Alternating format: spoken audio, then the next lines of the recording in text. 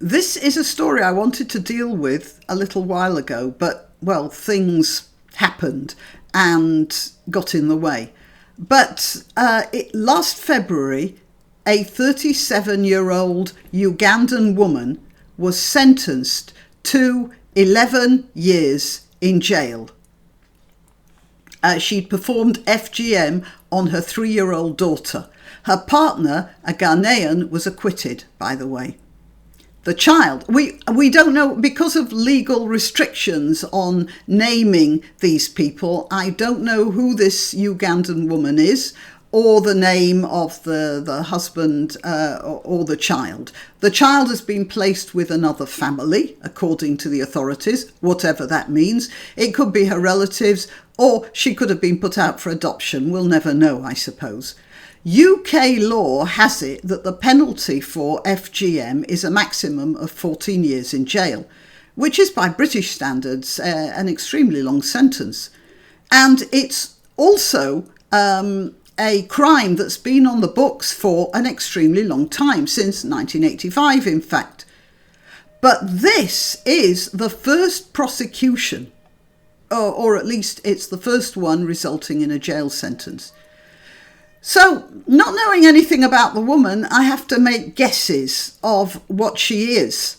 There are two types of people who might be considered to have Ugandan heritage who are living in the United Kingdom. The first is all the people known as Ugandan Asians, who arrived here in the 1970s, having been expelled by Idi Amin. I don't think this woman was one of those.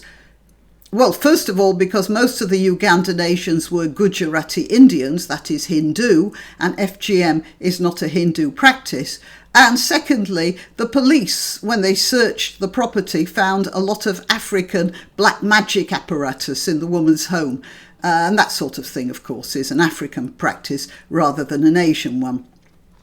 The crime was discovered when the parents took the child to Whipps Cross Hospital in East London. Let's just have a look at that. The mother either herself performed or had performed on her child an illegal operation. Then the child started losing a lot of blood and the parents immediately took her to hospital. That is, despite the brainwashing they had, they didn't want their daughter to die. In that, I suppose, they're to be commended. The fact that they were both deeply stupid and made up a completely ridiculous story they thought would cover their crime also shows they weren't really all that responsible for what they did. I'm not saying they shouldn't be punished, and I'm not saying that their child shouldn't have been taken from them. I am, though, pointing out that they might not have been bad parents according to the lights of the culture out of which they came. The point is they were bad parents by our lights and we punish them for it. So, why aren't we punishing other parents who are treating their kids badly by our lights? For instance, we all know that in a substantial subgroup of Pakistanis, girls are often subject to this same barbaric practice. It's not just white Europeans who are victims of the cruelty of Muslim tribal customs, you know. Muslims also suffer. So what's the difference? Why are there not more Pakistani parents being prosecuted? I can't tell you for sure, but I can share some theories. The first is that they might take their daughters to Pakistan for a holiday, to visit relatives, and have the operation performed legally or semi-legally there. Another possibility might be that they would have it performed clandestinely in this country by a local person who specialises in such operations, so there's less likely for accidents to happen, and someone the entire community might protect with silence.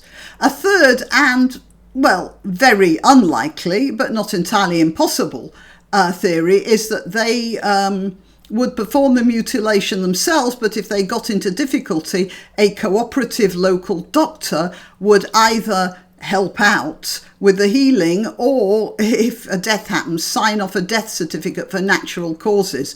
As I said, this is much less likely, but it isn't impossible. There was a doctor called Harold Shipman who killed literally hundreds of his elderly and occasionally not so elderly patients, and nobody thought to question the high rate of deaths under his care and the causes he gave in the death certificates. It's very difficult to question a doctor in any case, but especially one who might be from an ethnic minority. So, how did they manage to grab what appears to have been an uneducated Ugandan woman when there are actually relatively very few Ugandans living in Britain?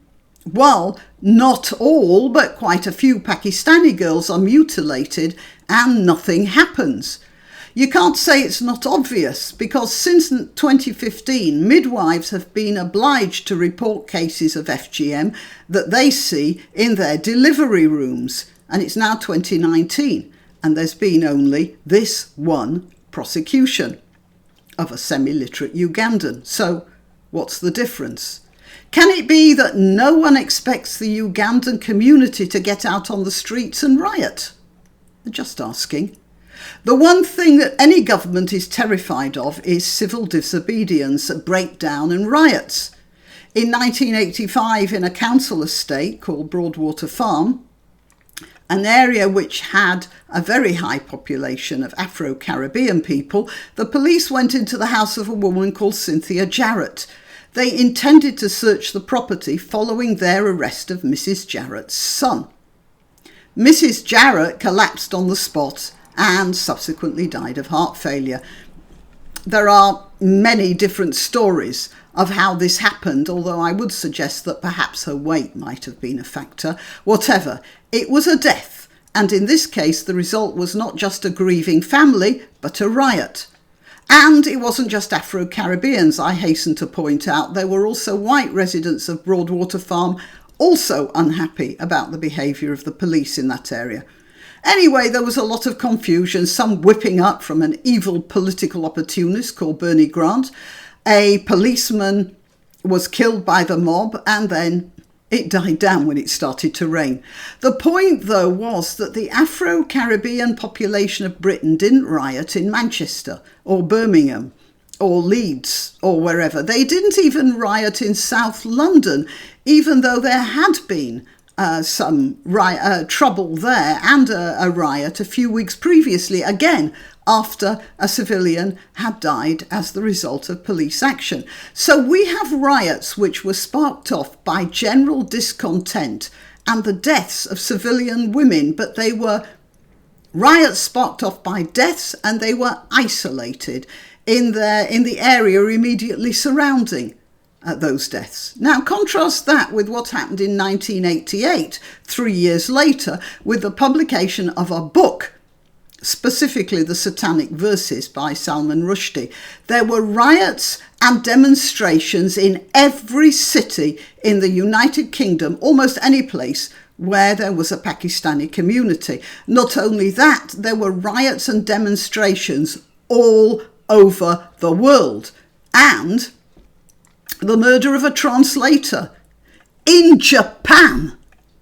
Do you see the difference? And that's why the first and only arrestee for FGM was some lone, probably semi-literate Ugandan. Much less dangerous. And that's why we go into paroxysms of ostentatious grief whenever a Muslim community is attacked by a lone nutcase.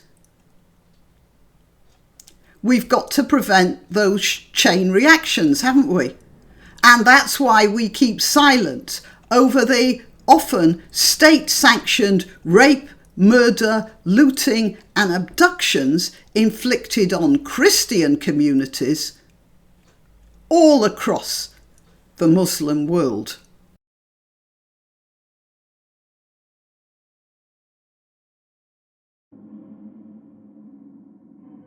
Thanks for listening. Please like and subscribe. And if you wish to donate, it's through PayPal at Graniopteryx gmail.com. Till next time.